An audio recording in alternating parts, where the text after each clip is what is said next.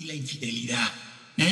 Allí cuando se pese, a ver de qué lado queda, a ver qué va a pasar. Por eso hay maestros que construyen con oro, hay maestros que construyen con madera, y los hay que destruyen. También se pierden, no entran. Ya Calvino y Arminio habrán dicho lo que quieran, pero esto es lo que dice aquí. Sí. Las 5 vírgenes estaban esperando al Señor.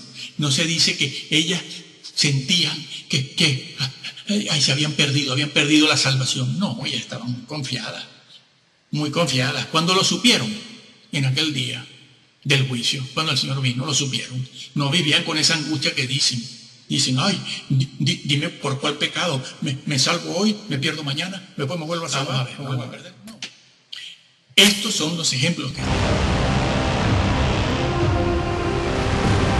Satanás se aprovecha para que tú a lo largo del tiempo llegues a ser como él. Eso no pasa ni sucede en un solo día. No, se va a dejar dominar la vida espiritual, doctrinal a lo largo de 30 años.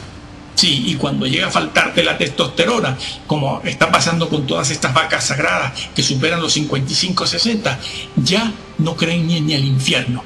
Ya todos son buenos, todo es amor. Venga yo conocí a los indígenas cherokees de tal sitio y en su religión, vengan, sí, son muy buena gente. Los hindúes, buenísima gente, sí, y se mueren de hambre adorando a las vacas y a los ratones. ¿No lo ves? ¿No te das cuenta que esa religión es una religión del infierno?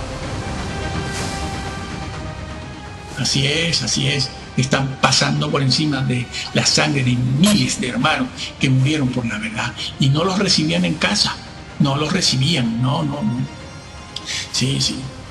El que no tuviese la doctrina, la universal aceptada en aquella época, en los primeros siglos, no se hablaban, es que ni se hablaban entre ellos, y eran todos obispos, y eran todos creyentes, y todos hablaban de Jesús. Pero había una doctrina que no se podía falsear, no se debía extraviar. ¿Por qué? Porque entonces tenías una fe vana. Sí, la doctrina salva, y la fe puede verse desposeída de contenido, y la verdad puede verse desposeída de su propio contenido. Sí. Mira, te lo voy a demostrar. Pablo no solo no hizo la voluntad de Dios, es que además dice el versículo, no se preparó. Es lo mismo que le dijo a las 5 vírgenes. Como están tratando de popularizar por ahí, dime cuál pecado hay que cometer para caer de la salvación, para perderse. Te equivocaste. Porque la pérdida de la salvación es un proceso. Sí, es un proceso que no se siente, amigo. La mayoría de los creyentes no lo sienten. Se enteran o nos enteraremos cuando estemos allá. Eso es bíblico. Además de que también lo enseñaron los padres de la iglesia. Es un proceso. Dicen estas vacas sagradas, reposaditos de Sion, que tienen bastante billete en el bolsillo. Dicen, a ver, dime por cuál pecado me pierdo, por cuál.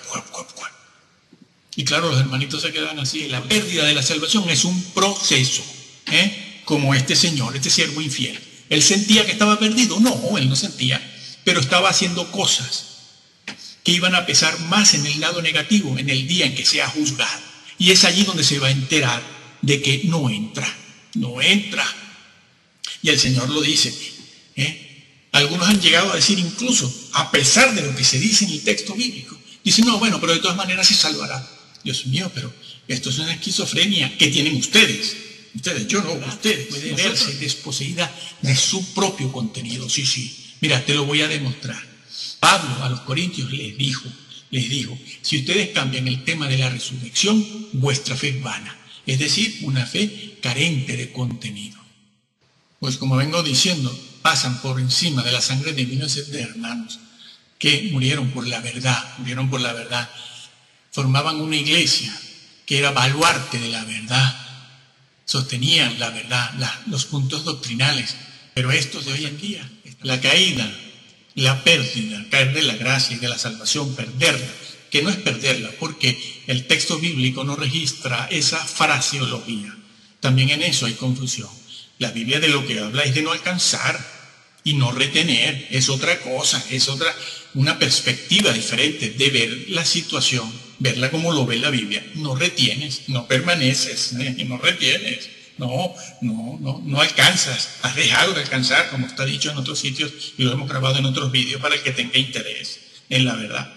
No, es un proceso, la caída, el dejar de alcanzar, el no retener la salvación y la doctrina, es un proceso, sí. Allí mismo, el capítulo 12, entre otros lugares, dice, nadie deje minar.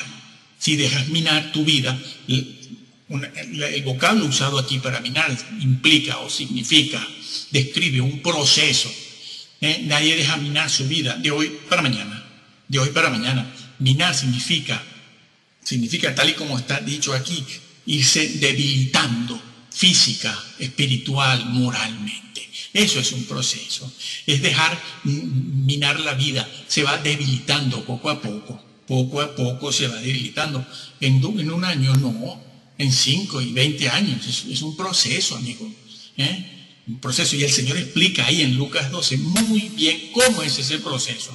Y dice que si una persona supiera cómo está dejando minar su vida, a lo mejor tomaría las medidas necesarias para no dejar minar su vida espiritual lo está diciendo, para ser hallado digno en el día en que Él venga, cosa que no hicieron las 5 vírgenes.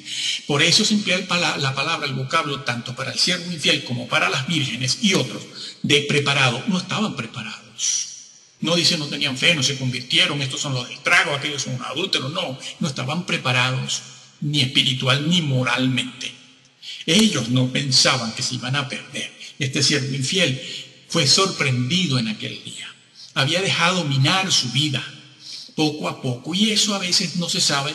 Bueno, en la mayoría de los casos no se sabrá, sino en aquel día cuando en los 2 platos de la balanza, en los platillos, se ubique la fidelidad y la infidelidad. Allí cuando se pese, a ver de qué lado queda.